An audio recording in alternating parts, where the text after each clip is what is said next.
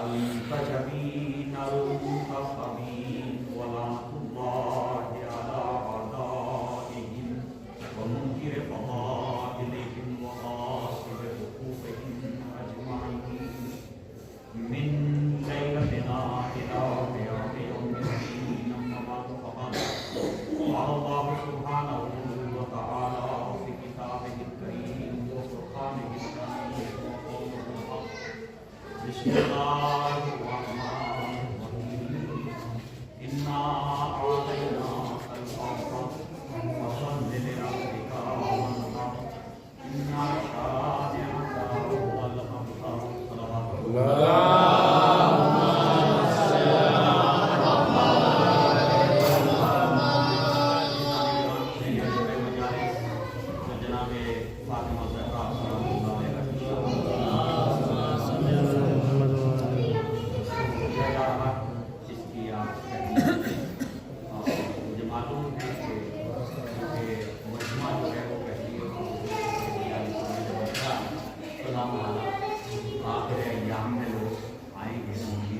وانحر ان شانئک هو الابتر صلوات اللہ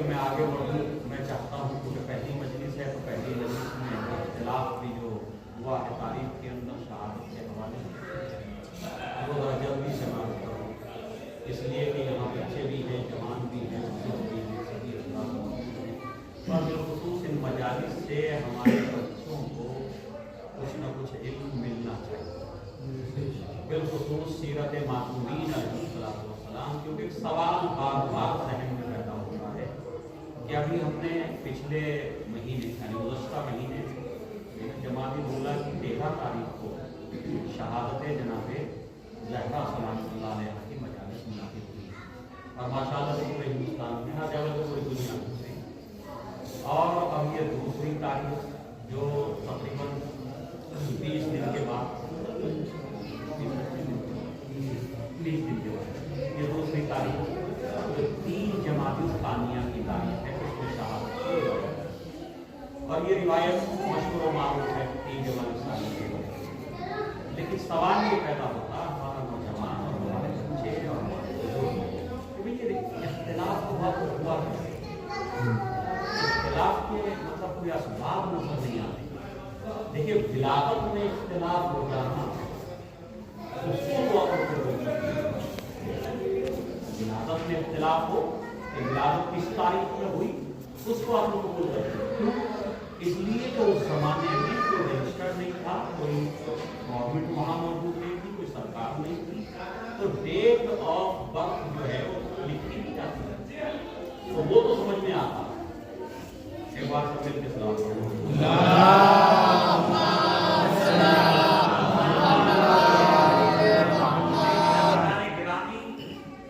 شہادت کا اختلاف سمجھنے اور عقل اس اختلاف کو قبول نہیں کرنا، کیوں؟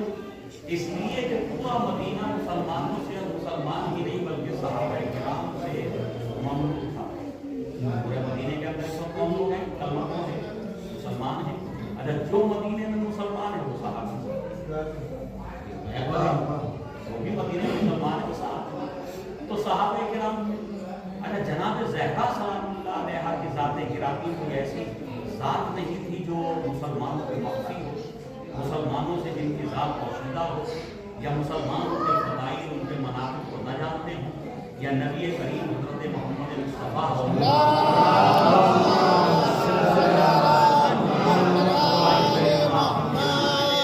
فرامین اور احادیث نہ سنی ہو، کوئی مسلمان ہوگا مدینہ میں جس نے یہ حدیثیں جو آج ہم ان کو بیان کر رہے ہیں کہ انہوں نے تو ہم تک پہنچائی، یہ انہی حضرات نے ہم تک پہنچائی حدیثیں، تو اس کا مطلب یہ ہے کہ حضور پاک کی زبان اقدس سے وہ فضائل بھی سن رہے تھے، مناقب بھی سن رہے تھے، اور وہ جو ہے آپ کی شخصیت کے بارے میں جانتے تھے۔ تو اب ایسی شخصیت مسلمانوں کے درمیان، صحابہ کے درمیان سے اگر جائے تو کیا کوئی صحابی ہوگا کہ جسے یہ دلچسپی نہ رہی ہوگی کہ کس تاریخ میں جناب زہرا سلام اللہ علیہ اور وہ بھی وہ ذات گرامی کے خواتین میں جناب حوا سے لے کر کے اور قیامت تک کوئی خاتون نہیں کہ جس کی رضا اللہ کی رضا. بے شک بے شک محمد والے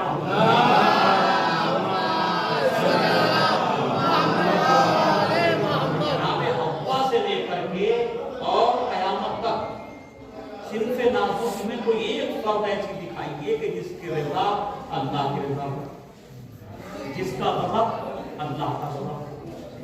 ایک فرد آپ کو سوائے ذات گرامی جناب زہرا سلام اللہ علیہ.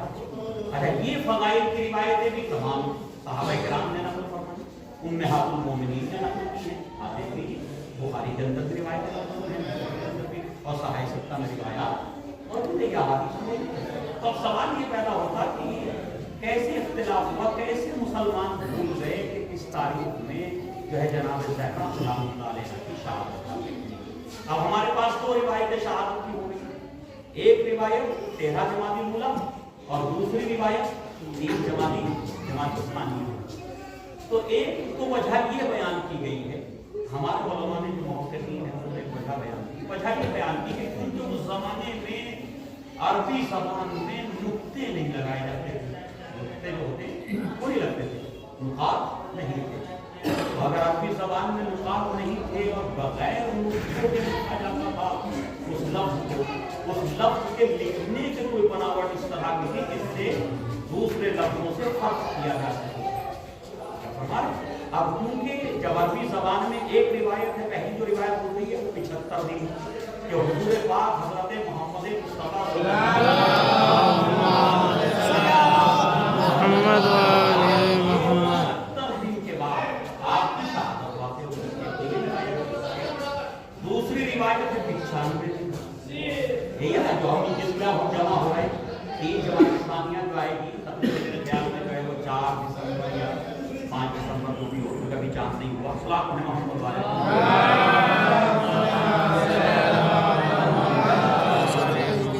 عزیزان گرامی. اب یہ 3 جماعت اسلامیہ یہ 95 دن کی روایت ہے کہ حضور پاک حضرت محمد مصطفیٰ صلی اللہ علیہ وسلم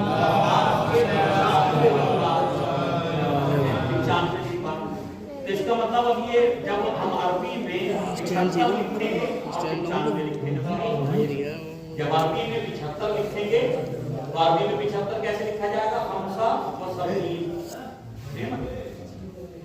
ایک بار سب مل کے سلام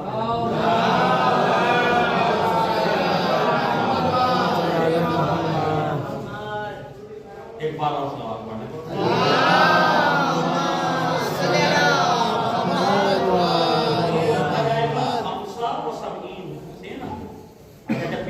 لکھیں گے تو کیا لکھیں گے؟ 95. کیونکہ تسا کے معنی 90 ہیں اور تسین جب ہوتا تو 90 کے معنی میں نہیں. تو 570 530 اب نقطے ہیں نہیں تو یہ سب کچھ سمجھ میں آ رہا. لیکن وہ جو 70 اور 30 ہے وہ نقاط نہ ہونے کی وجہ سے اس میں اشتباہ ہو رہا ہے کہ یہ 70 ہے یا 30 ہے. کیونکہ نقطے تھے نہیں, اب نقطے لگ گئے تو اب واضح ہو گیا کہ یہ تے ہے یا یہ سین ہی سین ہے.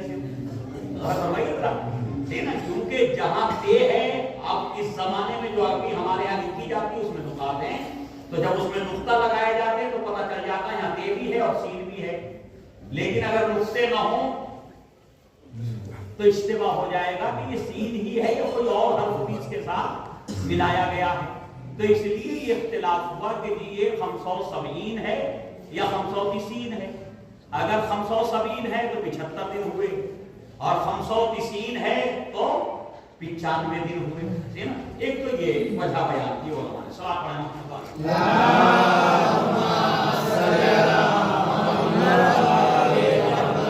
یہ وجہ تو سمجھ میں آتی ہے, یہ وجہ سمجھ میں آتی ہے جی.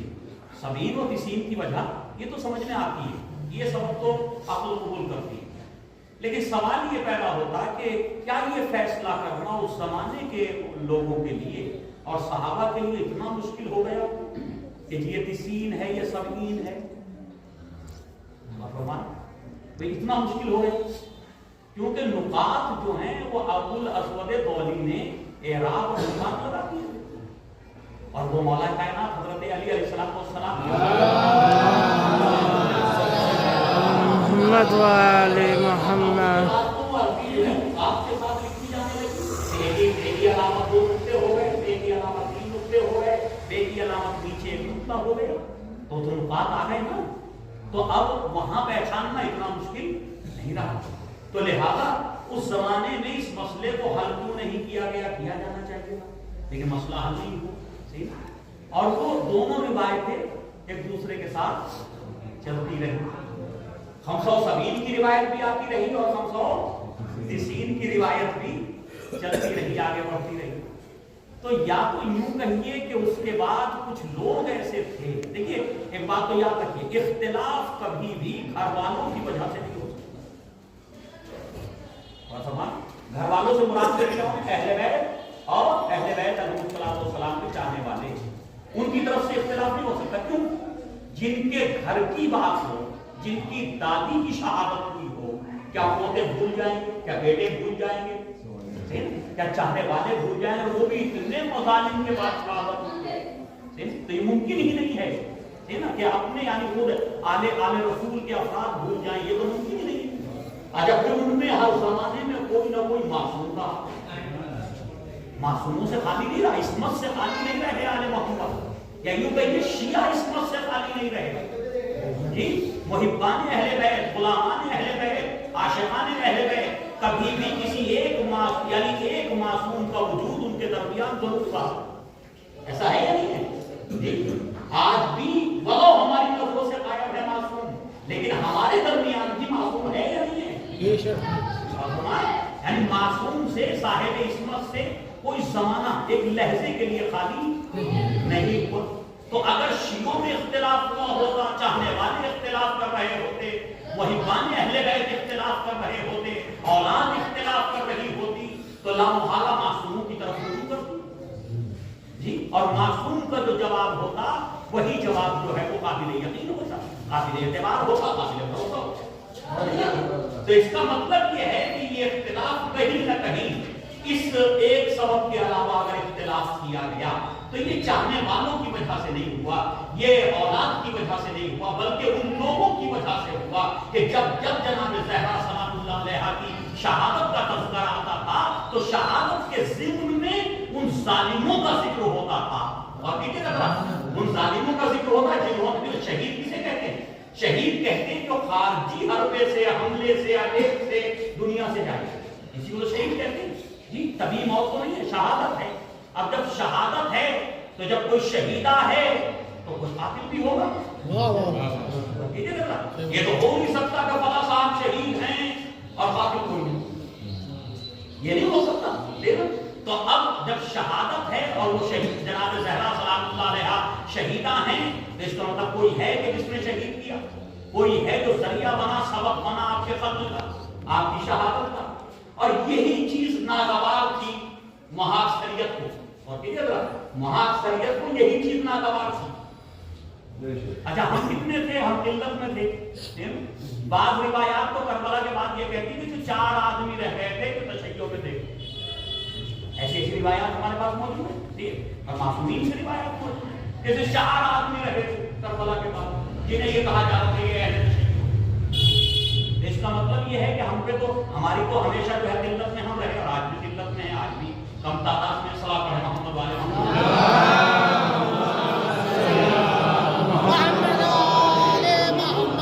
किल्लत में अफराद थे। ये मुहिब्बान ज़हरा थे, ये आपकी मज़लूमियत का तज़किरा करने वाले थे, आपके जुल्म होने वालों का, जुल्म का तज़किरा करने वाले थे। लेकिन जो अक्सरियत में लोग थे मुसलमान, वो कहीं ना कहीं उनके पर्दे डालना चाहते थे। तो लिहाजा जब भी उन्होंने, उनकी तरफ से ये कोशिश की गई कि भाई क्यों ना जो है इसे इतना इख्तिलाफी बना दो कि ये कोई उसके लिए कोई एहतमाम ना कर सके। होता ही नहीं था कि तबीयत पे बोझ बन जाए, एक रिवायत ये है और एक रिवायत ये है। अब जब 2 रिवायात आ जाएंगी तो मजालिस करेंगे, किस तरह से 2 रिवायतों का जिक्र करेंगे, सही है। लेकिन वो ये भूल गए, सही है ना, वो अपनी सियासत में खुद फेल हो गए, या यूं कहिए कि ये खुद अपना नुकसान किया। अगर जानबूझ के इख्तिलाफ किया तो खुद उन्होंने अपना इख्तिलाफ किया। वो ये समझ रहे थे कि ये जिक्र तबीयतों पे बोझ बन जाएगा, ये भूल गए कि ये जिक्र तबीयतों पे बोझ नहीं है, बल्कि ये इंसानी जिंदगी को सही राह देने के लिए।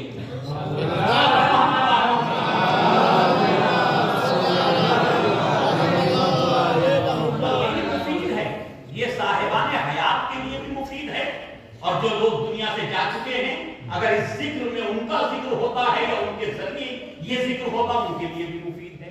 ये जो हम मिसाल सवाब की मजालिस करते हैं तो मरहूमीन जरिया बनते इसी जिक्र का ना, या कुछ और है ना, वो जरिया बना, मरने वाला जरिया बना इस जिक्र को करने का। तो इसका मतलब जो जरिया बने वो भी सवाब में दाखिल, और जो जिक्र करे और जिक्र कराए वो भी सवाब में। सलात है मोहम्मद वाले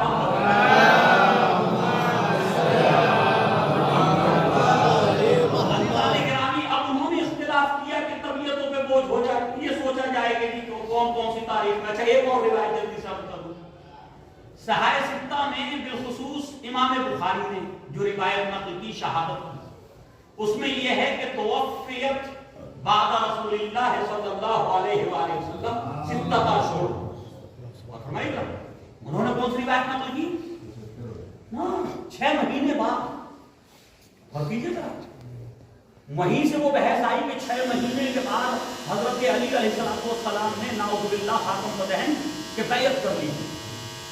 वो उसी रिवायत से ये बात नहीं करते उसको। एक बार मिल के सलाम पढ़ें मोहम्मद वाले।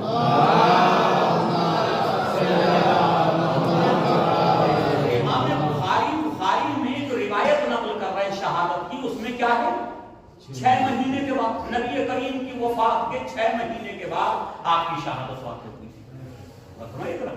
तो मैं पूछना चाहता हूं कि इमाम बुखारी को ये रिवायत कहां से मिली? 6 महीने बाद। भाई अभी तो 2 ही रिवायतें थी उम्मत के दरमियान, एक 75 दिन की, एक 95 दिन की। ये 6 महीने की रिवायत कहां से आई? एक सवाल है ये।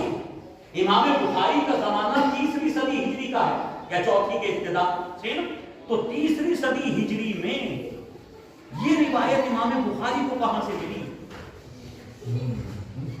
एक सवाल है या नहीं है? भाई पहले से 2 रिवायतें चली आ रही थी, उन्हीं में से किसी एक रिवायत को जिक्र कर दिया जाता कि 75 दिन के बाद आपकी शहादत हुई या आपकी वफात। चलिए आप शहादत नहीं मानते, आप वफात लिखते हैं। आप ये लिख देते कि जी 75 दिन के बाद नबी करीम की वफात के 75 दिन के बाद आपकी वफात हुई, या 95 दिन के बाद आपकी वफात हुई। तो ये 2 रिवायतें मौजूद थी, लेकिन एक रिवायत और आ गई सामने कि 6 महीने के बाद जो है आपकी वफात हुई। अच्छा, इमाम बुखारी ये भूल रहे हैं कि खुद ही इख्तिलाफ भी बयान कर रहे हैं कि किस किस के साथ इख्तिलाफात हुए, वो भी बुखारी में मौजूद है। फिदक के मसले में इख्तिलाफ बुखारी में मौजूद है, खुम्स के मसाइल का इख्तिलाफ बुखारी में मौजूद है। और कीजिए लगा, अगर 75 और 95 दिन होते तो कम से कम मुद्दत थोड़ी थी, बहाना बनाया जा सकता था कि मौका न मिला, सियासी हालात ऐसे थे, हुकूमत का इनेकाद किया जा रहा था, सही है ना। लेकिन 6 महीने उन्हीं के दरमियान जहरा रही और 6 महीने तक नाराज रही। भाई अब तो हुकूमत की मुंह से फुर्सत मिल गई होगी ना, वो 1 महीने के अंदर है ना, तो वो बहाना भी खत्म हो गया। अच्छा हुआ आपने रिवायत नकल कर दी कि 6 महीने के बाद। सलाम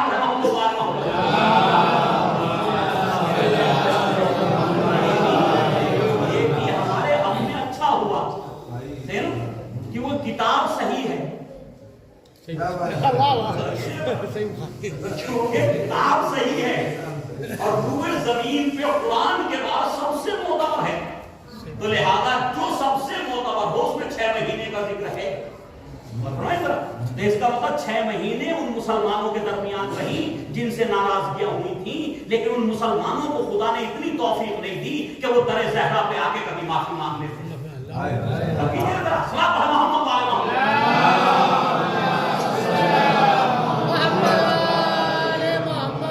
माफी मांगने की तौफीक 6 महीने में नहीं दी।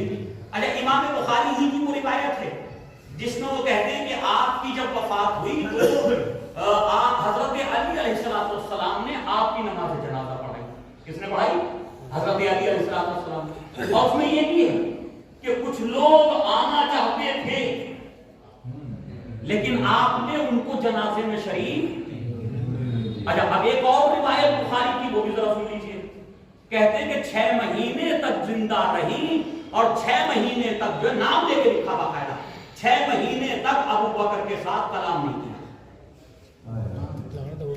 6 महीने खलीफा अव्वल के साथ 6 महीने तक आपने कलाम तर्क कर दिया। इसका मतलब पहले जब दरवाजे पे आते होंगे या कुछ सवाल करते होंगे तो जवाब मिलता होगा, लेकिन उसके बाद जवाब मिलना, इसका मतलब जनाब ज़हरा नाराज गई ना जी, कलाम नहीं किया। क्यों नहीं किया? अभी सवाल है ना, 6 महीने तक आपने कलाम नहीं किया और दुनिया से चली गई।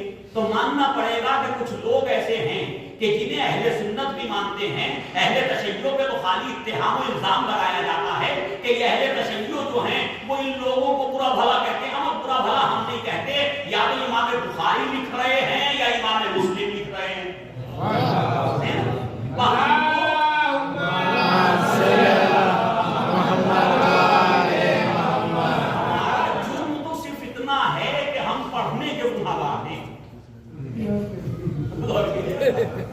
हम पढ़ने के गुनाहगार हैं, लिखा उन्होंने, पढ़ हम रहे। तो ये पढ़ने के जुर्म में हमें काफिर बता दो, हमें मुशरिक कह दो। तो अगर पढ़ने वाला मुशरिक है और काफिर है तो लिखने वाले के बारे में क्या है? न वो लिखता न कोई पढ़ता। तो पढ़ने वाले को तो लिखने वाले ने मौका दिया, तो इसका मतलब पहले वो काफिर होगा, बाद में हम काफिर हो गए। और ये साथ मोहम्मद वाले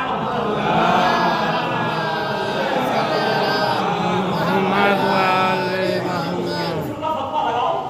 वो जिसने लिखा जी भाई, जिसने लिखा उसके कुफ्र का फतवा लगाओ, और उससे पहले उसके कुफ्र का फतवा लगाओ जिसने वो रिवायत नक़ल की। और कीजिएगा, जिसने वो रिवायत नक़ल की कि जी ये फला ने फला से कहा, फला ने फला से कहा, इसका मतलब जितनों ने इस सिलसिले में जितने भी रावी आए वो सबके सब क्या है? अच्छा, वो सब तो रज़ी अल्लाह। जो रिवायत नक़ल करे वो रज़ी अल्लाह, जो रिवायत को लिखे वो रहमतुल्लाह। सही है ना? जो रिवायत को पढ़े वो कोई पूरी के सलात पढ़े मोहम्मद आ रहे हैं।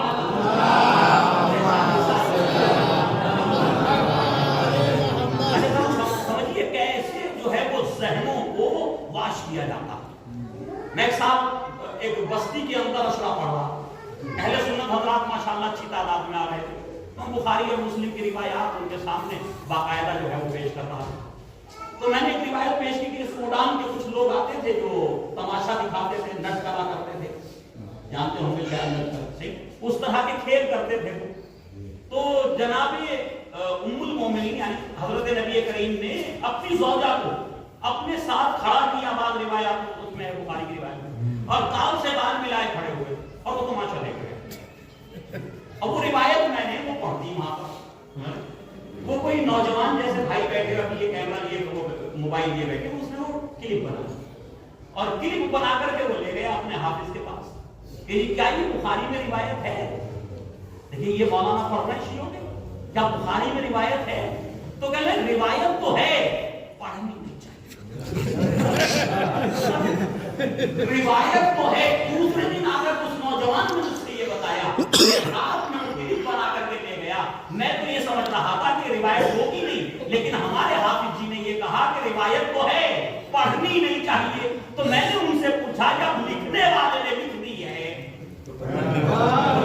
वाले की परेशानी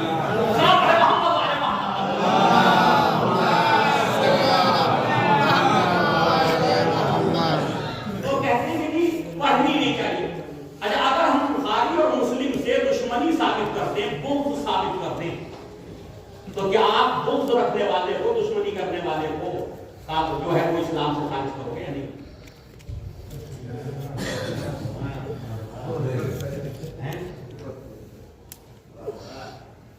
چلیے مت کریے اسلام سے خارج، صحابیت سے تو نکال دیجیے. کیوں؟ جس کی رضا اللہ کی رضا ہو، جس کا غضب اللہ کا غضب ہو، اور وہ بیوی 6 مہینے تک غضبناک رہی ہو کسی پر اور جاتے ہوئے بھی معاف نہ کیا ہو، اس کا مطلب وہ غضب جو فدق سے شروع ہوا تھا قیامت تک زہرا کا غضب باقی رہے گا اور یہ مغصوب رہیں گے، اور جو قیامت تک زہرا کا مغصوب ہو وہ رضی اللہ عنہ.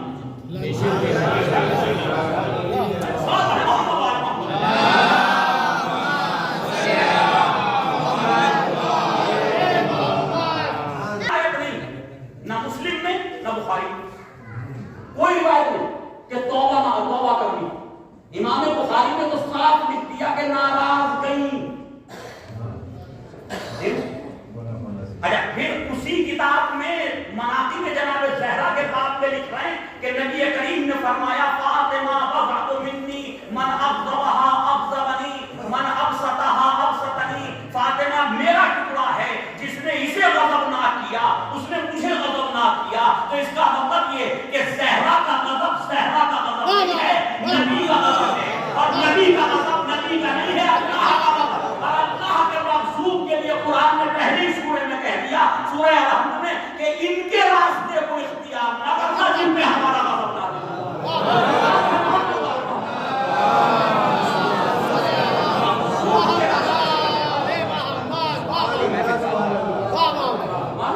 مغضوب کے راستے سے خدا کے عالم نے اس کے راستے پہ چلنے کو منع کیا. تو جو مغضوب خدا ہو، جو مغضوب رسول ہو، جو مغضوب زہرا ہو، پھر آپ ہم سے کیا چاہتے ہیں کہ ہم اس راستے پہ چلیں؟ جی بھائی محبوب خدا کا راستہ آپ بھی اپناؤ ہم بھی اپنائیں. مغضوب خدا سے تم بھی بچو ہم بھی بچیں. جو قرآن نے دونوں کے لیے حکم دیا، یہ تھوڑے شیعوں کے لیے قرآن نازل ہوا. اہل سنت بھائی بھی ہمارے سے وہی قرآن اصلاح فرماؤ ہمارے.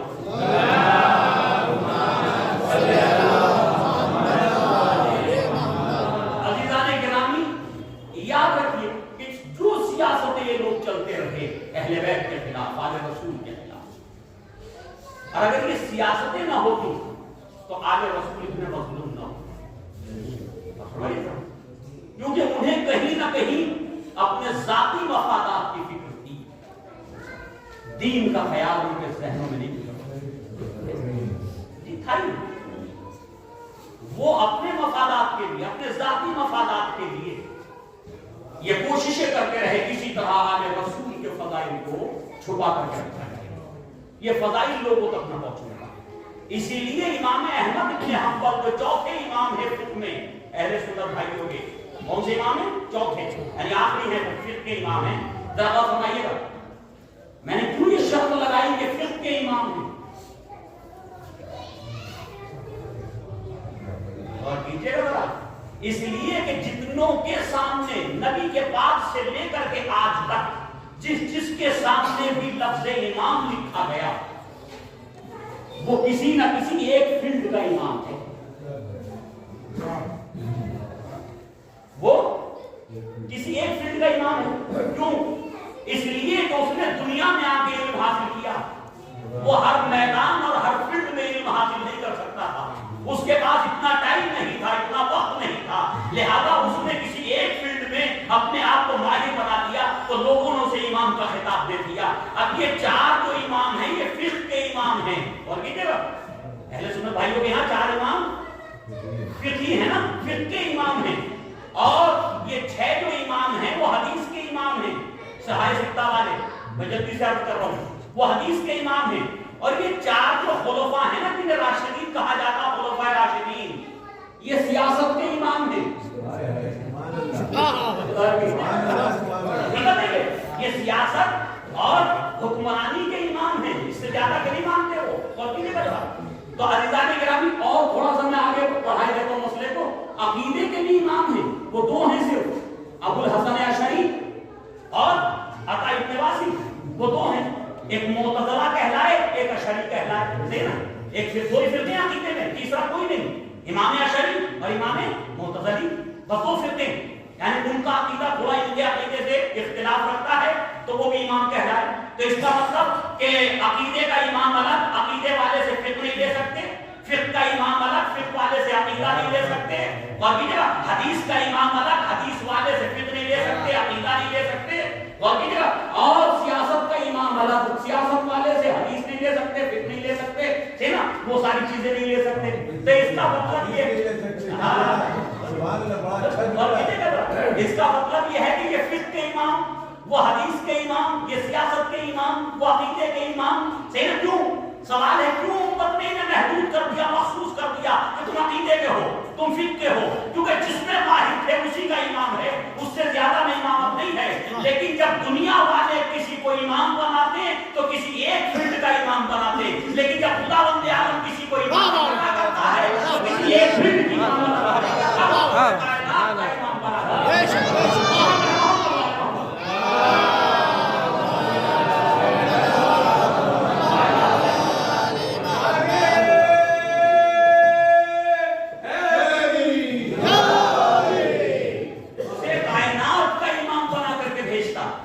اب میں اپنی طرف سے نہیں کہہ رہا، قرآن مجید میں جہاں سے امامت شروع ہوئی، ماشاءاللہ مجالس سننے والا مجمع ہے، کوئی بتائے مجھے کہاں سے امامت شروع ہوئی؟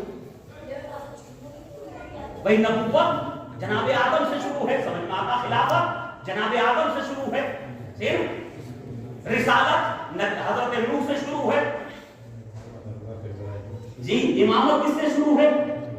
جناب ابراہیم علیہ السلام سے. تو قرآن نے کیا کہا؟ قرآن نے یہ نہیں کہا کہ ہم تمہیں تمہاری قوم کا امام بنا رہے ہیں.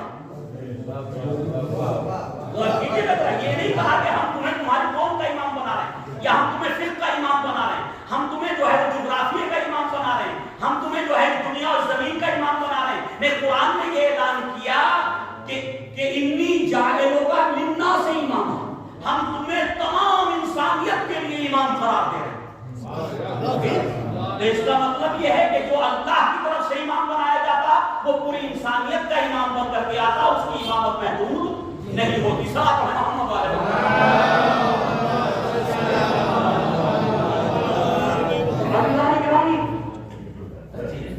تو یہ تین روایتیں ہو گئی آپ کے سامنے آ گیا اختلاف. تو وہ یہ سمجھ رہے تھے کہ شاید یہ ذکر کرنا چھوڑ دیں گے، یہ مجالس کرنا چھوڑ دیں گے، بھئی ایک روایت ہوتی تو کر لیتے. وہ یہ بھول گئے کہ ایک نہیں 40 روایتوں کا اختلاف کر لو، یہ قوم 40 کی 40 میں ذکر کرے گی. اور ایک اور فائدہ ملے گا کہ جب جب زہرا کا ذکر ہوگا تب تک ظالم کا ذکر ہوگا، تب تک قاتلوں کا تذکرہ بھی ہوگا. کیوں؟ ہو ہی نہیں سکتا کہ مظلوم کا ذکر ہو ظالم کا ذکر نہ ہو. یہ تو ہو نہیں سکتا، کیونکہ مظلوم بغیر ظالم کے پایا نہیں جاتا، مقتول بغیر قاتل کے نہیں پایا جاتا، شہید بغیر کسی اٹیک کرنے والے کے شہادت تک نہیں پہنچتا. تو اس کا مطلب یہ ہے کہ اچھائی ہوا نا کہ اگر ایک روایت ہوتی تو ایک ہی مرتبہ جناب زہرا کا تذکرہ ہوتا اور ایک ہی مرتبہ ظالم کا ذکر ہوتا. اچھا ہوا روایتیں دو ہیں تو پہلی روایت میں بھی ظالم پہ لعنت کریں گے، زہرا کو سلام کریں گے، اور دوسری روایت میں بھی ظالم کو سلام کریں گے. سلام ہے محمد والے محمد.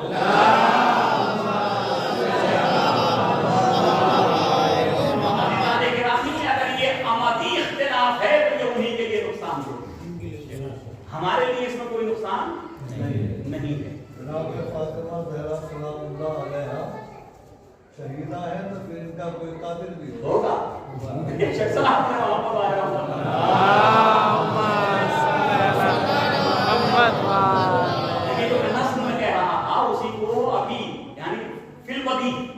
ہمارے آصف بھائی نے اس کو نظم کر دیا. خداوند عالم نے بھی توفیقات میں اضافہ فرمایا، بالکل صحت و سلامتی اور ماشاءاللہ ان کو خداوند عالم اور قوت اور طاقت عطا کرے، اور ان کے جو بھی ان کے جو ہے وہ دینی حاجات ہیں وہ پورا کرے. سب مل کے صلوات پڑھیں محمد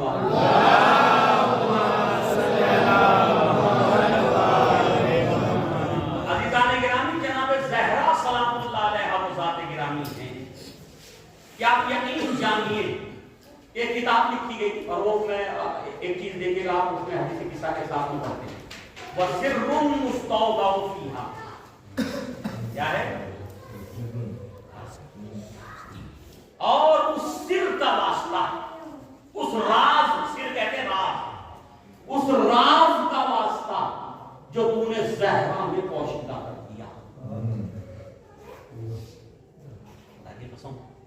یہ جملے ہیں معصوم کے، یہ ہمیں سکھایا گیا کہ کیسے دعا مانگو. دعا کیسے مانگو کہ یعنی نبی کریم کا واسطہ ہو، ان کے بیٹوں کا واسطہ ہو، جناب زہرا کا واسطہ ہو، اور ساتھ میں جملہ وَسِرٌّ مُسْتَوْدَعٌ فِيهَا، اور وہ راز کے جو جناب زہرا سلام اللہ علیہ کی ذات میں پوشیدہ کر دیا گیا، اس راز کا واسطہ، یعنی اس راز کو ہمیں بھی نہیں بتایا گیا، تعلیمی طور پہ نہیں بتایا گیا دعا کے اندر کہ وہ راز ہے کیا، کون سا راز ہے جو ذات گرامی جناب زہرا سلام اللہ علیہ میں خداوند عالم نے پوشیدہ کر دیا، وہ راز ہے کیا؟ ایک سوال ہے یا نہیں ہے؟ یعنی کسی معصوم میں وہ راز پوشیدہ نہیں جو ذات گرامی جناب زہرا سلام اللہ علیہ میں راز خداوندی پوشیدہ ہے.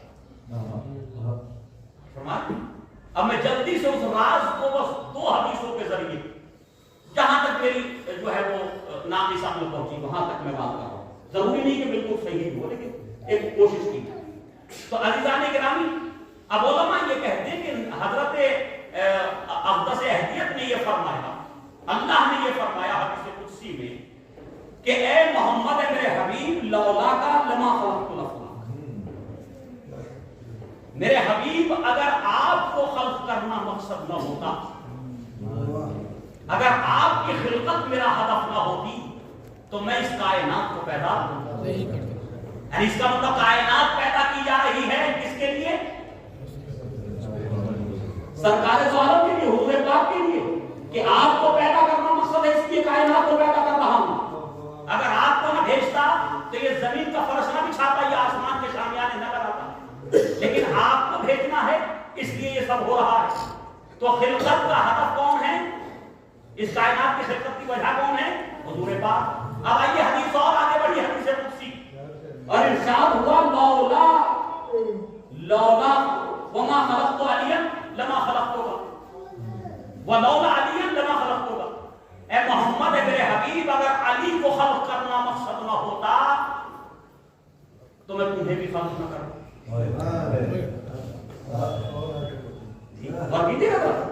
اگر علی کو خلق کرنا مقصد نہ ہوتا تو میں تمہیں بھی خلق نہ کرتا. جی علی خلق نہ کرتا تو اس کا مطلب یہ ہے کہ اب علی سبب بنے کس کی خلقت کا؟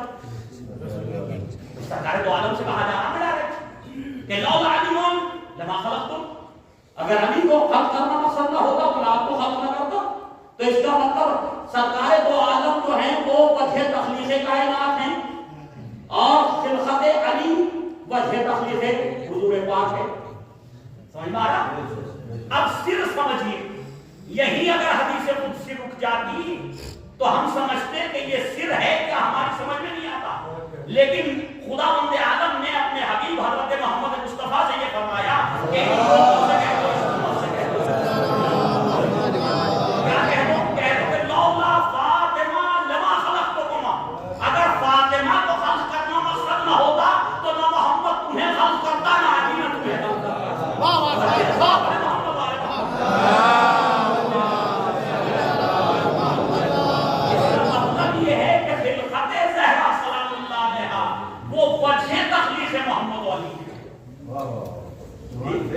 وہ وجہ تخلیق محمد علی ہیں، یعنی نبی کریم کی وجہ تخلیق ہیں اور حضرت علی علیہ السلام کی وجہ تخلیق ہیں. تو یہ ہے وہ سر الوجود. ایک ہمارے عالم نبی نے کتاب لکھی سر الوجود. کیا کہا کہ جو بھی اس دنیا میں جس کو وجود ملا اس وجود کے اندر راز ہے زہرا.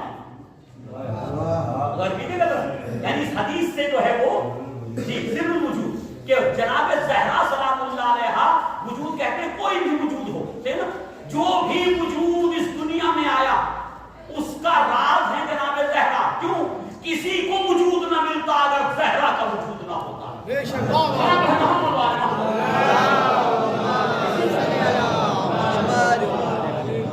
اگر جناب زہرا سلام اللہ علیہ کا وجود نہ ہوتا.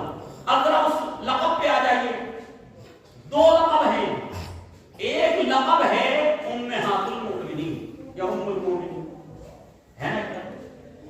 इस लक़ब से सभी मुसलमान वाकई में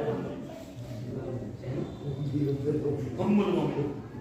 अच्छा जरा और फरमाइएगा, मैं जल्दी से है 10 मिनट बस जल्दी से मैं बात अर्ज कर रहा हूँ जी, और फरमाइएगा, नहीं तो किसी और तरफ जा। आप जो हैं वो सूरतुल अहज़ाब और सूरह तहरीम की तिलावत करें, सूरह अहज़ाब और सूरह तहरीम।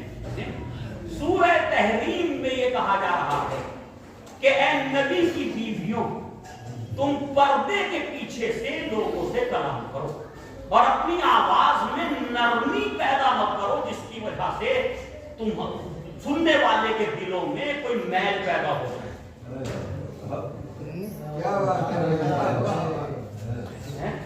तुम अपने अपने लहजे में नरमी, क्योंकि औरत की जबान की नरमी कहीं ना कहीं मर्द को गुमराही की तरफ।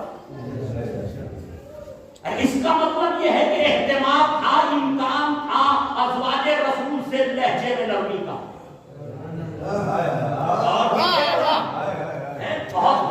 बहुत सोच समझ के जुमला कह रहा हूं। इसका मतलब यह है कि एहतिमाम था, इम्कान था लहजे की नरमी का, लहजे की नरमी का। अच्छा एक बात और गौर कीजिए, जब आयत नाजिल हुई तो कलाम करने वाली उम्महाते मोमिनीन हैं, सुनने वाले सहाबा रसूल हैं। इसका मतलब दोनों तरफ इम्कान है, एहतिमाल है कि सहाबी भी गुमराह हो सकता है,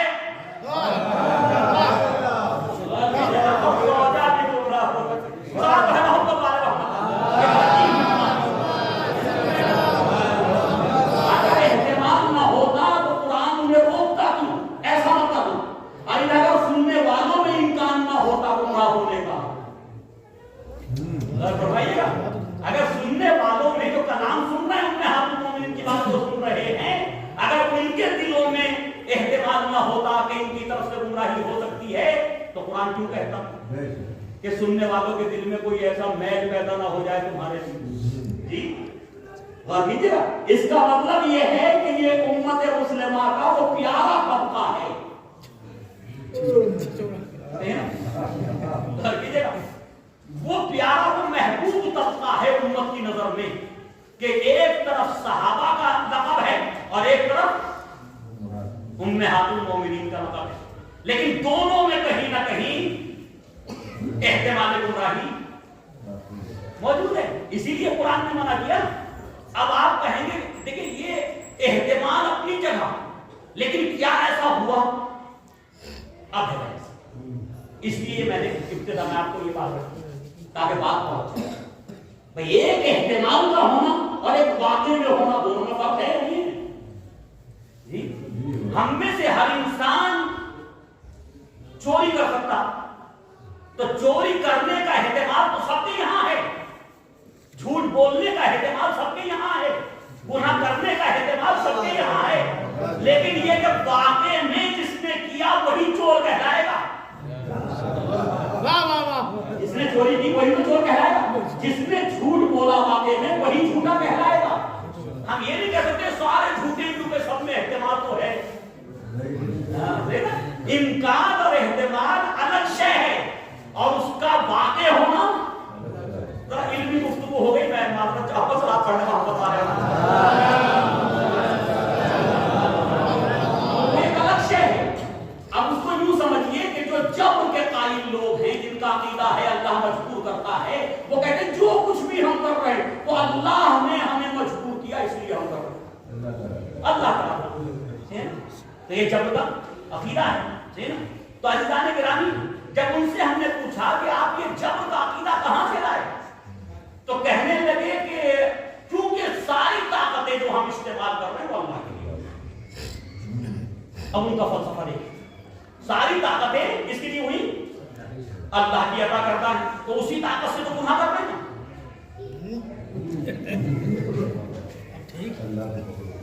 तो इसका मतलब अल्लाह अगर ये ताकत न देता गुनाह की तो हम गुनाह कैसे करते? इसलिए उसने ताकत दे के हमें मजबूर कर दिया। तो भाई ये तो कोई आप लोग कबूल नहीं करती कि किसी को ताकत दे के हमने मजबूर कर दिया जी। ये तो कोई आप लोग कबूल नहीं करती। एक लाइसेंस की राइफल है, غصہ دکھانے کے لیے، کیونکہ دکھانے کے لیے ہوتی اور تو کچھ ہے نہیں اس کا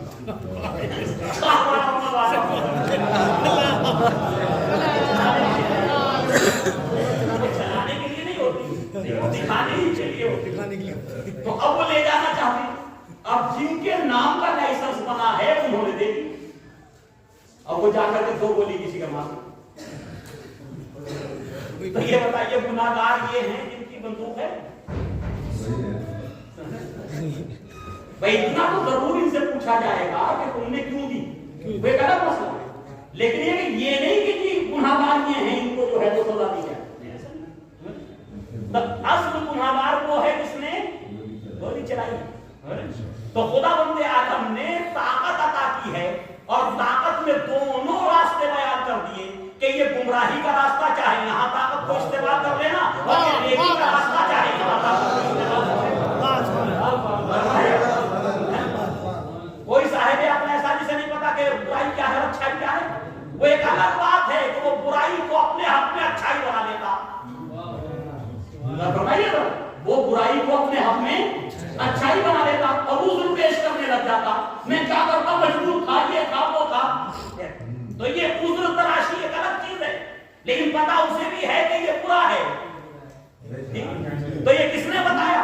یہ کس نے بتایا آپ کو؟ خدا بند عالم نے انسان کی فطرت میں رکھ دیا کہ برے کو برا سمجھے اور اچھے کو اچھا سمجھے۔ اس کے باوجود بھی اگر آپ برائی کرتے ہیں اور اچھائی نہیں کرتے تو آپ خود اس کے جو ہے مختار اللہ کی طرف سے نہیں۔ صلاۃ پڑھیں محمد والے محمد۔ یہ بیچ میں بات آ گئی وہ اس لیے میں نے کہہ دی۔ اب ذرا غور فرمائیے گا کہ اب واقعے میں ہوا یا نہیں ہوا، سوال یہ ہے۔ اگر واقعے میں کوئی ایک مثال نہ ملے صحابہ کے درمیان تو اس کا مطلب یہ ہے کہ یہ احتمال ہی احتمال ہے، امکان ہی امکان ہے، اس سے زیادہ امکان۔ لیکن اب آئیے میں آپ کو لے چلتا ہوں 9ویں صدی ہجری کے عالم کی طرف، جلال الدین سیوطی، حافظ جلال الدین سیوطی۔ ان کی کتاب ہے تفسیر میں در منصور، بڑی مشہور و معروف تفسیر ہے در منصور۔ اور بھی بہت سی تفسیر ابن کثیر کو اٹھا لیجئے، تفسیر کبیر کو اٹھا لیجئے، تفسیر کشاف کو اٹھا، سارے اہل سنت کے تقریباً تمام نے جو ہے تحریر، سورہ تحریر کی تفسیر میں اس کو ذکر کی۔ کہتے ہیں کہ دو صحابیوں کی نظریں نبی کریم کی دو زوجاؤں پہ تھی۔ ابھی علماء سنت لکھ رہے ہیں، میں پھر کہہ رہا ہوں پڑھنے کا گناہگار ہوں۔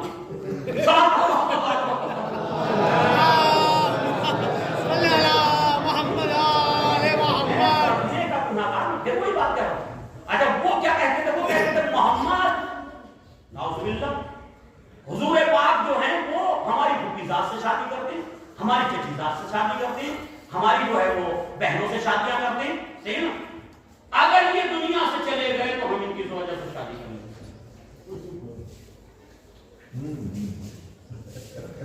اگر یہ چلے گئے تو ہم ان کے بعد ان کی زوجہ سے ہم شادی کر لیں۔ اب وہ دو کون ہیں ان کے نام بھی لکھ دیے مفسرین نے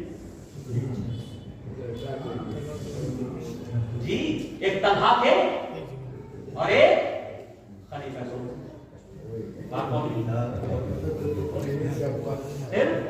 تو دو صحابی اور بڑے عظیم صحابی، ان دو کی نظریں کس پہ تھی؟ ایک کی نظر تھی ام سلمہ پہ کہ نبی کی وفات ہو میں ام سلمہ سے عرض کروں، دوسرے کی نظر تھی ام المومنین عائشہ پہ کہ نبی کی وفات ہو تو میں ان سے شادی کر لوں۔ اب اللہ نے دیکھا کہ کس طرح کے جال بنے جانے میرے نبی کے لیے اور میرے نبی کے گھر کے لیے، ارادوں سے واقف ہے، اس نے آیت نازل کی، کیا کہا کہ تمہاری یہ نبی کی بیویاں تمہاری مائیں ہیں۔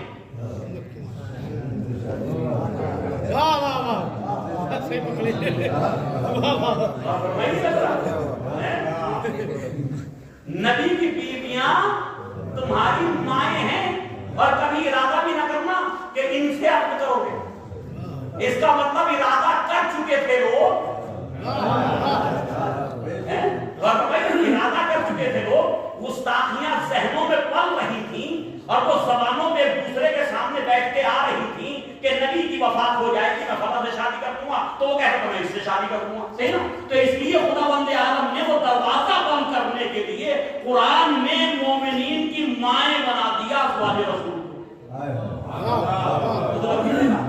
جی مومنین کی ماں بنا دیا کہ یہ تمہاری ماں ہے۔ تو میں پوچھنا چاہتا ہوں کوئی مسلمان ان کے شکم سے پیدا ہوا؟ کوئی مومن، کسی مومن نے ان کے شکم سے جنم لیا؟ تو پھر یہ ماں کیسے ہے؟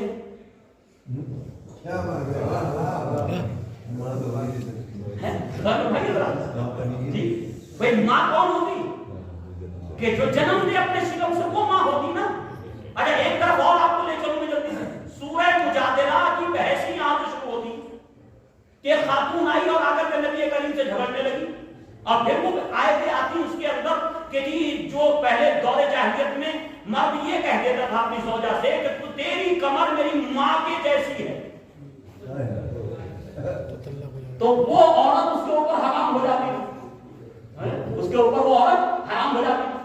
اب اسلام آنے کے بعد، قرآن کے نزول کے بعد، نبوت کے اعلان کے بعد ایک صحابی نے اپنی زوجہ سے کہہ دیا کہ تمہاری کمر جو ہے وہ میری ماں کے جیسی ہے، یعنی کیا مطلب کہ میں کبھی تمہارے ساتھ نہیں سوؤں گا، صحیح؟ تو بس جیسے ہی جملہ کہا تو وہ عورت جو ہے وہ لڑتی جھگڑتی آئی، آنے کے بعد کہہ یا رسول اللہ کہ ہمارے حق میں بھی انصاف ہوگا یا نہیں ہوگا؟ تو اس وقت یہ آیت نازل ہوئی کہ ان سے کہہ دو کہ ہم جو ہے وہ منہ سے بولنے کی وجہ سے کسی کو ماں نہیں بناتے، یعنی اس کا یہ حکم ماں کا ثابت نہیں، اس کا کفارہ دو، اسے کہتے ہیں زہار، اسے کہتے ہیں زہار، اس کا کفارہ دو اور وہ جو ہے تمہارے پہلے جیسے بیوی تھی ویسی بیوی ہو جائے گی۔ ایک کفارے کی رسم اور چلائی اسلام نے، کیوں کہ غریبوں کی تعداد بہت زیادہ تھی، تو لہذا اچھا ہوگا کہ جو بھی امیر اپنی بیوی کو ماں کے جیسا کہے وہ کفارہ دے تب بیوی بنے، وہ کفارہ جائے گا کہاں؟ اللہ پہ آئے گا۔ سلام علیکم محمد والے رحمت اللہ،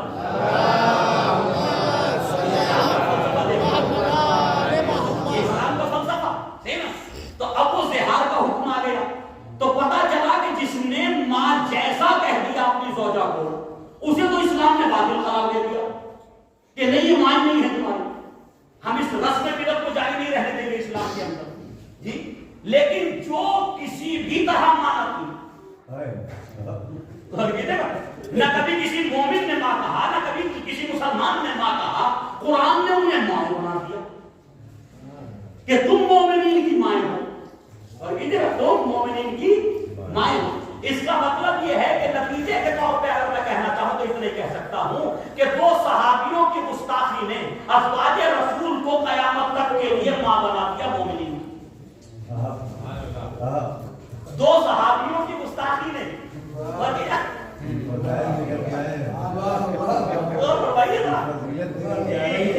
یعنی نہ گستاخی ہوتی، آپ سنیے میں جو آپ کے سامنے رکھ رہا ہوں، نہ گستاخی صحابہ کرتے، نہ یہ ازواج رسول میں حاضر مومنین ہوتی۔ اس کا مطلب گستاخی سبب بنی ماں بنائے جانے کی، گستاخی سبب بنی ماں بنائے جانے کی۔ اچھا ماں کس کی بنائی گئی؟ مومنین کی۔ مومنین میں نیکوکار بھی ہیں، بدکار بھی ہیں، جھوٹے بھی ہیں، سچے بھی ہیں، چور بھی ہیں، سادھوی ہیں، ہر طرح کے لوگ ہیں نا مومنین میں۔ مومنین، صحیح نا؟ لڑکی جائے تو مومنین کی مائیں بنی، صحیح نا؟ لیکن یہ صرف اور صرف فضیلت جناب زہرا کو ملی کہ انہیں نبی نے مومنین کی ماں نہیں کہا، کسی گناہگار کی ماں نہیں کہا، اور گناہگار کی ماں ہوتی بھی کیسے؟ جس کے چاروں طرف عصمتیں پھیلی ہوئی ہوں، کہ بیٹے بھی معصوم ہوں اور بیٹیوں کی تربیت ایسی کی ہو کہ جیسے بیٹے معصوم تھے ویسے تربیت سے بیٹیاں معصوم بنا۔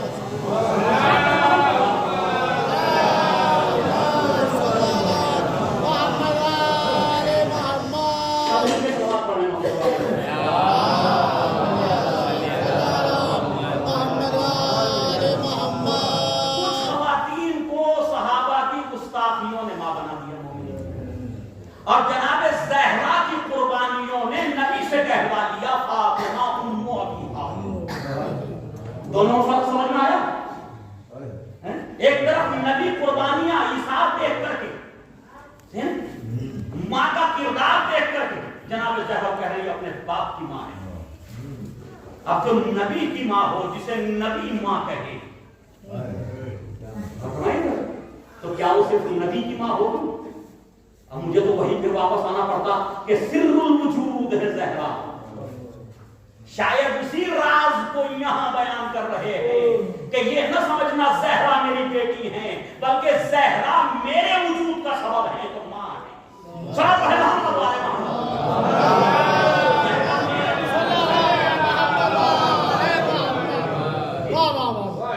ज़हरा सलामुल्लाह अलैहा मेरे वजूद का सबब है कि अगर ये ना होती तो मैं ना होता, है ना? तो बगैर माँ के कोई बच्चा दुनिया में नहीं आ सकता। या आ सकता कोई? आया कोई अभी तक? बोलिए सर, आया कोई? नहीं आया ना? ये मर्दों को जो गुरूर और तकब्बुर है, मैं ना हूं, मैं ना हूं, मैं ना हूं, मैं ना हूं, है या नहीं है? अगर मैं ना हूं तो ये नस्ल आगे ना बढ़ती, मैं ना हूं तो ये ना होता, वो ना होता। खुदावंद आलम ने कहा मर्द, तेरे गुरूर और तकब्बुर को हम तारीफ के मरहले में लाके तोड़ देंगे।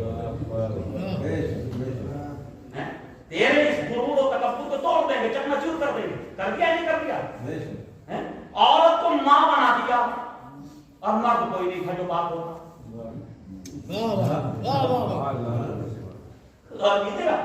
औरत को मां बना दिया और मर्द कोई नहीं कि जो उसका बाप होता।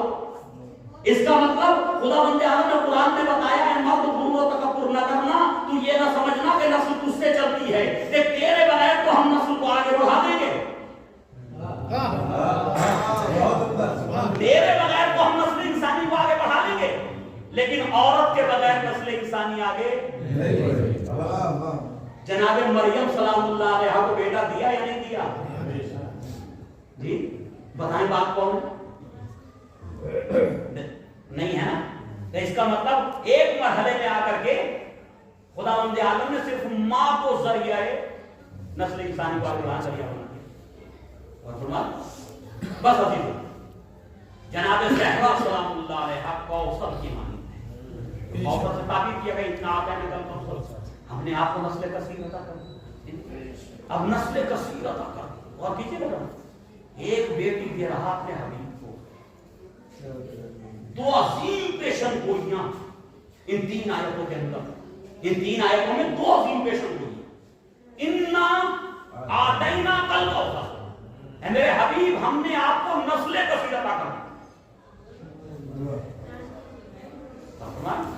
हमने आपको नस्ल कसीर अता कर दी, आपकी ज़ुर्रियत में हमने जो है वो कयामत तक के लिए जो है ज़ुर्रियत में इजाफा कर दिया। और दूसरी तरफ तीसरी आयत जो है, इसकी आखिरी आयत सूरह कौसर की, वो क्या है? इन्ना शानियाका। तो मैं क्यों कह रहा हूं 2 अजीम पेशन गोइयां 3 आयतों में है? वहां 10-10 बेटों के बाप मौजूद थे जो ताना दे रहे थे, मोहम्मद मखतून नस्ल है, मोहम्मद लावारिस है, मोहम्मद का कोई बेटा नहीं बचा, इनकी नस्ल नहीं चलेगी। वो 10-10 बेटों के बाप थे। जो 10-10 बेटों के बाप थे, उनसे अगर ये कहा जाए तो मोहम्मद जो ताना दे रहे हैं, मेरे हबीब जो तुझे ताना दे रहे हैं मखतून नस्ल होने का, एक दिन आएगा वो अबतर हो जाएंगे। तो कोई समझेगा इस बात को कि भाई कैसे होगा? इनके तो 10-10 बेटे हैं, ये तो पूरा मुआशरा ताना दे रहा है जी। लेकिन एक तरफ एक बेटी दे करके कह रहा नस्ल कसीर अता कर दी। तो दोनों अजीम पेशन गोइयां जिनके असबाब ज़ाहिरन मौजूद नहीं थे, तो अज़ीज़ान गिरामी एक तरफ ज़हरा को नस्ल कसीर से ताबीर किया, दूसरी तरफ जो कसरत में थे उन्हें कह दिया कि ये खत्म हो जाएंगे, ये मुनक़तू नस्ल हो जाएंगे, ये मखतून नस्ल हो जाएंगे। और एक सवाल है कि कुरान की सदाकत को अगर देखना है तो 1400 साल के बाद भी देख सकते हो और क़यामत तक भी देख सकते हो कि जो खुदा ने सूरह कौसर में जिसको अबतर कह दिया था, वो एक ज़माने से अबतर है, जिसे कहा था नस्ल कसीर दे दी। एक बेटी की थी, दुनिया का कोई गांव नहीं, कोई शहर नहीं, कोई मुल्क नहीं कि जहां ज़हरा की नस्ल मौजूद हो। कोई जगह है जहां ज़हरा की नस्ल ना हो? जहां शिया ना होंगे वहां सुन्नी सादात मौजूद मिलेंगे, वो भी तो नस्ल ज़हरा से हैं। सलाम पढ़े मोहम्मद वाले।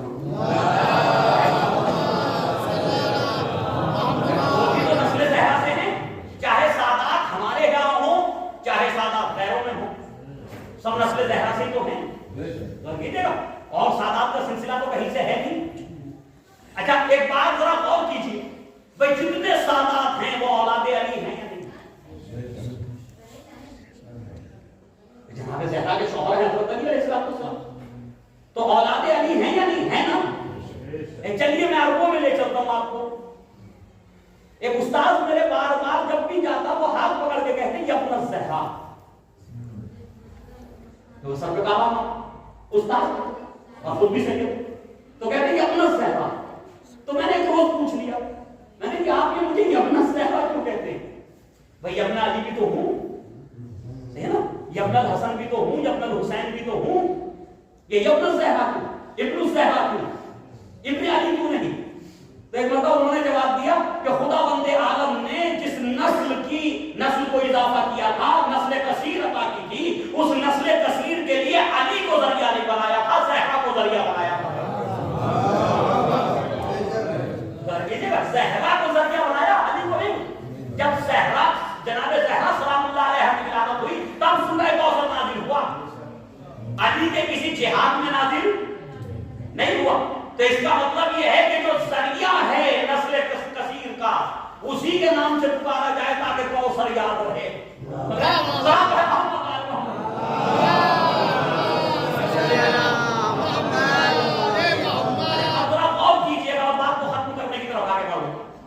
جاؤ پوری کائنات میں پورے زمین پہ جتنی قومیں، کچھ قومیں تو ایسی کہ جو نابود ہو گئی، نیز تو نابود ہو گئی نا.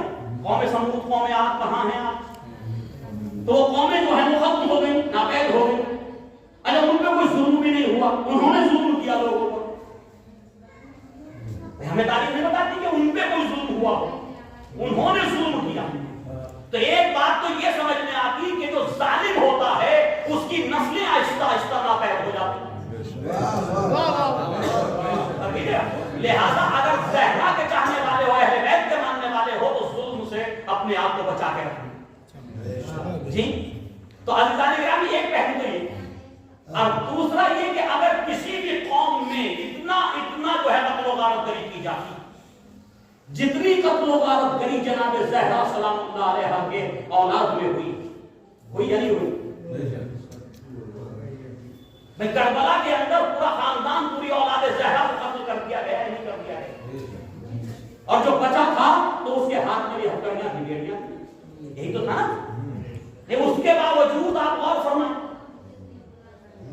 کہ اگر کسی قوم میں اس طرح سے تلواریں چلتی، کسی قوم کو اس طرح قید خانوں میں رکھا جاتا، کسی قوم کے خون سے اس طرح گارے بنائے جاتے تو شاید وہ زیادہ نہیں 50 سال کے اندر وہ قوم مٹ جاتی، وہ ختم ہو جاتی. لیکن یہ قوم ہے 1400 سال سے اس قوم کا خون بہایا جا رہا ہے، 1400 سال سے یہ دشمنوں میں گھری ہوئی ہے. انہیں ہر 10 سال کے بعد کوئی نہ کوئی ظالم آتا ہے اور آنے کے بعد رافضی کہہ کے، کافر کہہ کے، مشرک کہہ کے دنیا کے مختلف گوشوں میں قتل کرنا شروع کر دیتے ہیں. اس کے باوجود یہ قوم ہے، یہ اولاد زہرا ہے کہ جتنی قتل کر رہے ہیں اتنی ہی بڑھتی چلی جا رہی ہے. جتنا قتل کیا جا رہا اتنی بڑھتی چلی جا رہی ہے. اور ابھی آصف بھائی نے جو کلام پیش کیا وہ کلام حالات حاضرہ میں تھا. میں تو کہتا ہوں کہ اب ہمیں کون مٹا سکتا جس کی ذمہ داری سورہ کوثر نے لے رکھی ہو. بھائی سورہ کوثر نے جس کی ذمہ داری لے رکھی ہو، اپنے نسل کثیر عطا کر دی، صحیح نا. تو آج پوری دنیا کے اندر جو ہے وہ اولاد علی، اولاد جناب زہرا، اولاد ائمہ علیہ السلام موجود ہیں یا نہیں ہیں؟ جی اچھا جتنے بھی ہیں، چاہے زیدی ہوں، باقری ہوں، موسوی ہوں، تقوی ہوں، نقوی ہوں، جعفری ہوں، جو بھی سید ہے وہ حقیقت میں ہے کس کی اولاد میں؟ جناب زہرا سلام اللہ علیہ کی اولاد ہے. تو سب کے سب اولاد جناب زہرا سلام اللہ علیہ. اور یاد رکھیے جو ایک شعر پڑھا تھا اسی میں ختم کر رہا ہوں کہ جو شعر پڑھا تھا آصف بھائی نے کہ جی ہم جو ہے وہ ہواؤں کے مقابلے میں چراغ جلاتے ہیں اور ہم سے کوئی پوچھتا نہیں کہ تم ہواؤں کے مقابلے میں جو ہے چراغ لے کے کیوں چل رہے ہو. کیوں؟ اب پوچھے تو کب تک پوچھے، پوچھنے والا ہوتا اگر کوئی تو اس وقت پوچھتا جب پہلی مرتبہ ہوا کے مقابلے میں چراغ جلایا گیا تھا. اب تو ہماری سنت بن گئی ہواؤں کے مقابلے میں چراغ جلانے کی. اب تو یہ سیرت قائم ہو گئی تو دنیا دیکھ رہی ہے 1400 سال سے ہواؤں کے مقابلے میں، طوفان کے مقابلے میں چراغ جلاتے ہیں، صحیح ہے نا. اور ہمیشہ جب بھی طوفان آتے ہیں یہی کھڑے ہوتے ہیں. اور پھر دنیا نے اسی منظر کو ساری دنیا کے سامنے پیش کر دیا کہ کل علی اور اولاد علی کھڑے ہوتے تھے ظلم کے مقابلے میں اور طوفانوں کے ہواؤں کے مقابلے میں. آج بھی اولاد علی اور علی کے چاہنے والے جب سب ہاتھ چھوڑ کے بیٹھ گئے تو پھر جو ہے اولاد علی کھڑے ہو گئے.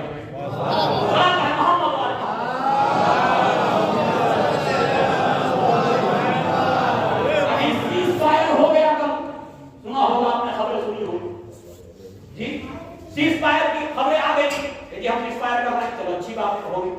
اب جو میڈیا نے تبصرہ کیا وہ بڑا عجیب ہے. ہندوستان کی میڈیا نے تبصرہ کیا آج شیعوں پر حملہ کر دیا ہے لکھوں میں, وہ کوئی غلط مسئلہ. میں کہہ رہا ہوں کہ اور جو تبصرہ ہوا سیز فائر کا وہ بڑا عجیب ہے. اور یہاں کا میڈیا بھی کر رہا کہ بھائی اسرائیل تو یہ کہتے داخل ہوا تھا لبنان میں کہ ہم حزب اللہ کو مٹا دیں گے, حزب اللہ کو ختم کر دیں گے. لیکن وہی اسرائیل جو قسمیں کھا رہا تھا حزب اللہ کو مٹانے کی, جب وہ 5 کلومیٹر اندر داخل نہ ہو سکا اور اسے واپس آنا پڑا تو اب اس نے بھی یہ تسلیم کر لیا کہ یہ خیبر کے اکھاڑنے والے ہیں.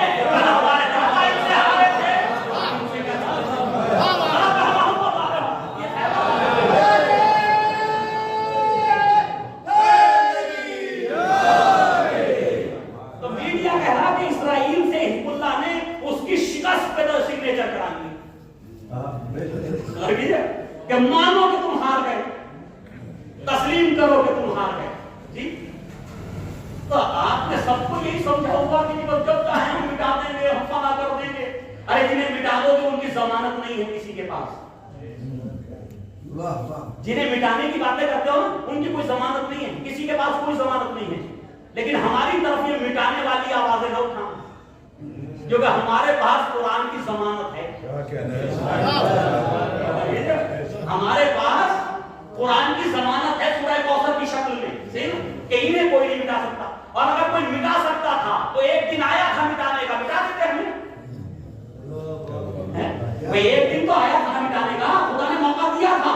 پوری نسل رسول کو جمع کر دیا ایک میدان کے اندر اور ادھر تمام شیطانوں کی نسلوں سے کہا کہ جاؤ اور جا کر کے تم تک ابتر نہ کر سکے, تمہارے آبا و اجداد نبی کو ابتر نہ بنا سکے. لوگ دو ہی نسلوں کے حصے ہیں, یا حسن کی نسل ہے یا حسین کی نسل ہے, ساری موجود ہے کربلا کے میدان میں. تم چاروں طرف سے گھیر کے اب نبی کو ابتر بنا دو. چیلنج ہے یا نہیں ہے؟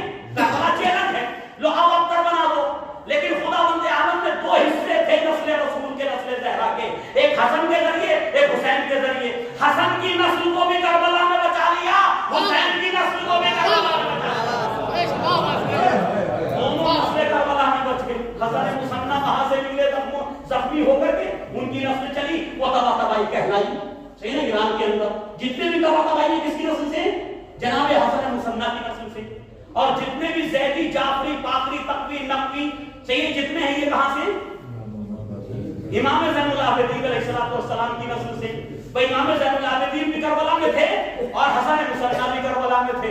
تو سوال یہ ہے کہ یزیدی فوج نہ حسن کی نسل کو ختم کر سکی نہ حسین کی نسل کو ختم کر سکی. تو سوال یہ ہے کہ جب سارے مارے گئے, سب قتل کر دیے, تو یہ کیوں بچے, یہ 2 کیوں بچے؟ کیا انہیں نہیں پتا تھا نسل حسن میں حسن مسنہ ہیں, ان کے بیٹے ہیں؟ کیا وہ نہیں جانتے تھے حسین کا بیٹا سید سجاد ہے؟ لیکن عزیزوں انہوں نے نہیں بچایا. بچانے والا وہ تھا کہ جس نے قرآن میں کہہ دیا تھا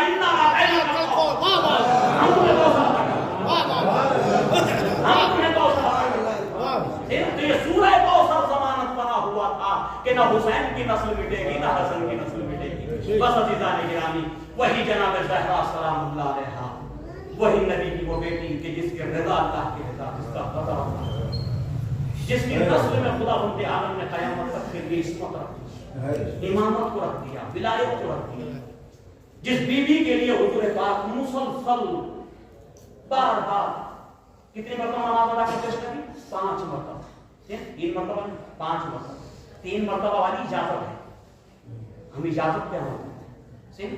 تو عزیزان گرامی 5 مرتبہ نماز ادا کرتے دن میں. اور تمام علماء اہل سنت لکھ رہے ہیں کہ ہر نماز سے پہلے اور ہر نماز کے بعد صحابہ کرام کو جناب زہرا کے دروازے سے گزارتے مسجد جاتے ہوئے مسجد سے واپس آتے اور دروازے پر اتر کے کہتے السلام علیکم یا اہل بیت النبوہ, اے نبوت کے اہل بیت تم پر میرا سلام. تو جب نبی سلام کرتے تو صحابہ نہیں کرتے تھے نا سلام جی. اور یہ ایک دو دن کی بات نہیں، 10 مہینے آئے تطہیر کے نزول کے بعد مسلسل 10 مہینے ہر روز 10 مرتبہ سلام. فرمایا ہر روز 10 مرتبہ سلام. لیکن امت نے اسے ایسے فراموش کر دیا کہ جیسے اس دروازے کی کوئی اہمیت ہی نہ ہو، جیسے اس گھر میں رہنے والوں کا کوئی مقام اور کوئی مرتبہ ہی نہ ہو. یہ سب کچھ ہوا نا.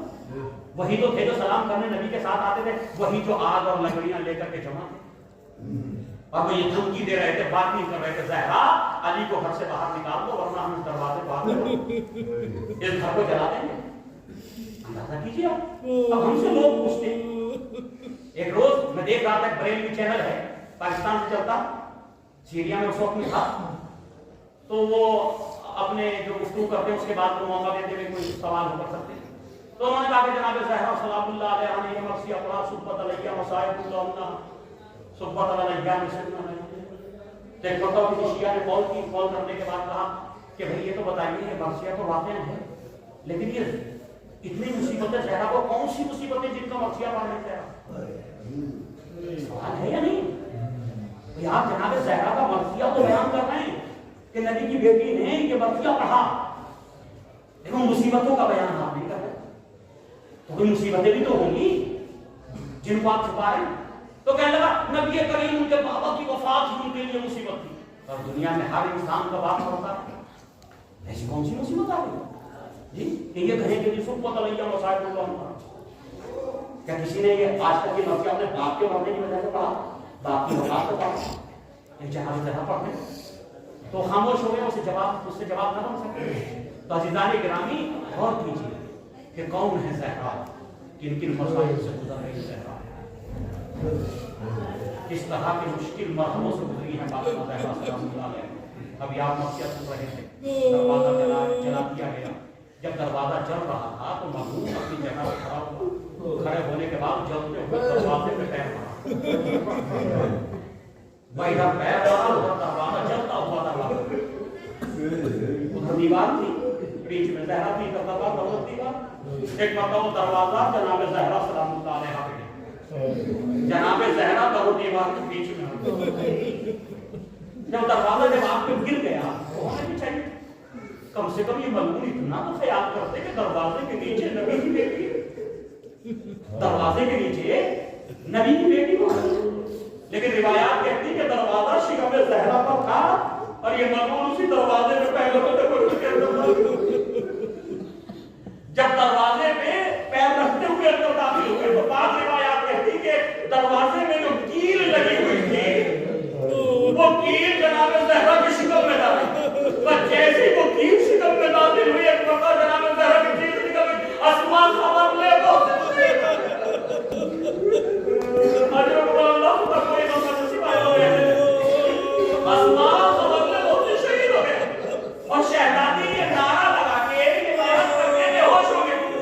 اب شہزادی نے اتنی طاقت نہیں کہ اپنے آپ کو بے ہوش کر رکھا، بے ہوش ہو گئی، کشیدہ حالت جاری ہو گیا. اسما کہتے ہیں دوڑی ہوئی آئی، میں نے کہا کہ دروازہ زہرا کے اوپر اب جو میں نے دروازہ ہٹایا تو دیکھا زہرا کے شکم میں کیل چلی ہوئی، زہرا مہولان ہے. میں نے جلدی سے زہرا کو ہوش میں لے کر کے آئی، پانی کے چھینٹے دیے. اب زہرا میں آ کے بولی مجھے انصاف سے بتاؤ جس خاتون کے شکم میں بیٹا شہید ہو چکا ہو، جس کی پسلیاں ٹوٹ چکی ہو، جس کا